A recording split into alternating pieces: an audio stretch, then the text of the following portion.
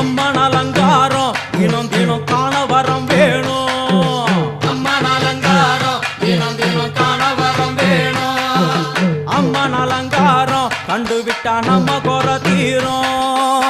அம்மன் அலங்காரம் கண்டுவிட்டா நம்ம குறை தீரும். அம்மனுக்கு விரதம் ஆதி முதல் இன்று வரை வழக்கம். அம்மனுக்கு விரதம் ஆதி முதல் இன்று வரை